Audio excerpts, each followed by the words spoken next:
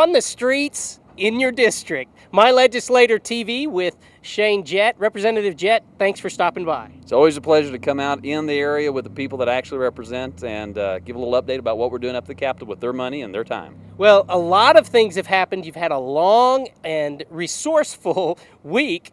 Talk a little bit about it. Well, there's a lot of things that are going on, but one of the things that really hit our radar and is very important to the people of Oklahoma is what are we going to do with the Tarrant County that's suing Oklahoma right now that want our water.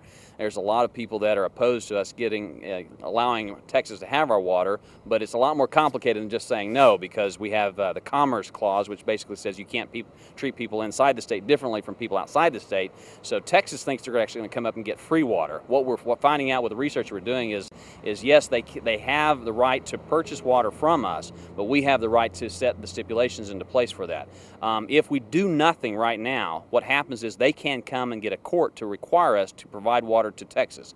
What we're urging instead is putting a plan into place that can treat our water and put infrastructure into place so that whenever the court says provide water to Texas, we actually have some costs assigned to that. So what I'm proposing and what I'm encouraging, what we're talking about now is let's put the infrastructure into place, let's put the piping into place, and then whenever Texas wants to come and purchase water from us, I say that's fine, you can do that, but here's the cost. You're not going to get it for free. You're going to actually do it according to the formula that we're going to put out. So that's, I think, very frugal. A lot of people immediately say, no, you can't give water to Texas. Well, we have to be resourceful with our water. And it's very important that you understand the water that we're talking about is water that's literally spilling into the Red River. And when it hits the Red River, because of the salinity or the salt content in the river and the minerals that are there, the water becomes impotable. You can't use it. And so what we're really doing is just flushing water down the river, and we're not getting use out of it, and Texas can't use it once it hits there. If we process it in advance, then we can, similar to what utility companies do in Oklahoma, is they can build an energy plant, and then that utility is sold to the public, and they can only charge as much as what's reasonable based on a formula that calculates the cost of the investment to put that energy plant into place. Well, what we're proposing, what I'm encouraging you to do, is put a water processing place, reservoirs, and the pipelines, etc., into place so that when Texas comes and we're required to sell the water to them because we're not using it, then we have a ranking that here are the appropriate uses, and if Oklahomans are in line, they get it first, and then what's left over goes to Texas to make sure we take care of our own people first. But also, and yes, you can use our water, you can purchase it, but you're going to also help pay for the infrastructure development that we put into place to process that water. This is very important, very complicated issue. That's as simplified as I can get it based on the information I got. But it's water is a huge issue, and one of the posters in Representative Don Arm's office says, whiskey's for drinking, water's for fighting. Well, I'm not necessarily advocating that, but it's very interesting because really the real fights happen over water. The other thing that's very interesting is you have to look at the history of the state to understand where we are today, because we're building on the shoulders of giants. And Robert S. Kerr is one of the greatest Oklahomans of all time, in my opinion.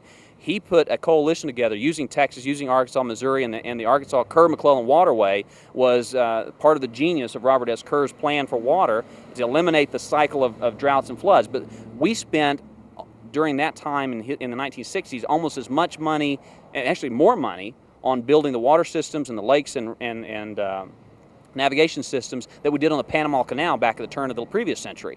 And the way that we could justify that federal expenditure is when I say that, I mean Robert S. Kerr said, we will be able to provide water to the rest of the region, not just Oklahoma. And according to the reports, we have about 10 times the amount of water resources than we have population to consume it.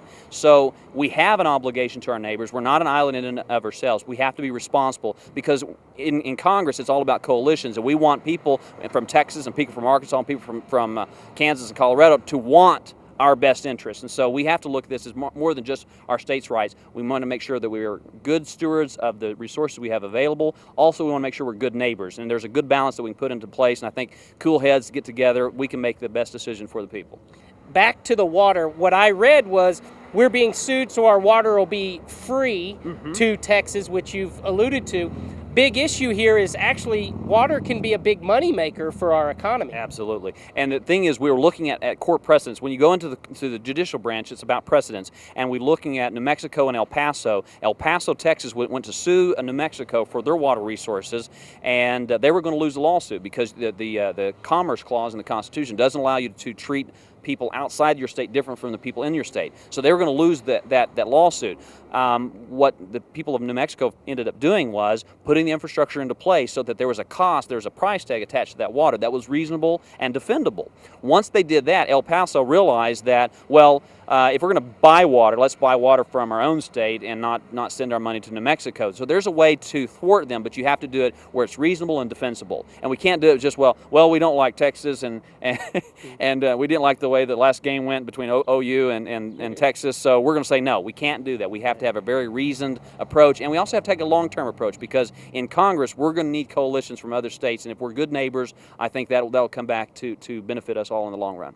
I actually had a grandmother who at different times in her life was unpleasant, and most of it, and she received commodity cheese because she was Cherokee Indian, and she would rather cut up the cheese and candles and other things and flush them down the toilet than for us grandkids to get that. And I remember that because it just proves the point. You can't be malicious whenever you're squandering resources. It was hers to do with what she wanted, but it was inappropriate for her to do that. And I think for us to say, you know what, Texas, we don't care that you need water. We're not going to use it, but we'd rather go down the Red River and be useless to everybody before we let you.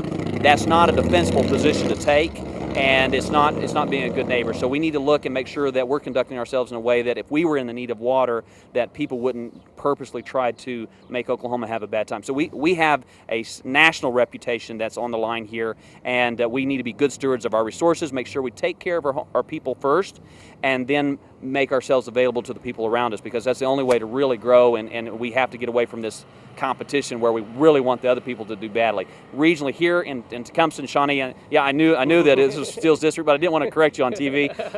But in fact, Chris Steele and I worked very, very closely as coalitions together. I realized that what's good for Shawnee is good for my House district, and what's good for Tecumseh and McLeod and Macomb, these areas, is good for Shawnee. So we realized that by working together, we create a better environment for everybody who lives here. And the same thing applies for Texas. We have a lot more in common with Texas. Yes, we love to get in fights over football, and that's fine. But when it comes time to taking care of people, people are people, and we need to make sure we're taking care of our neighbors.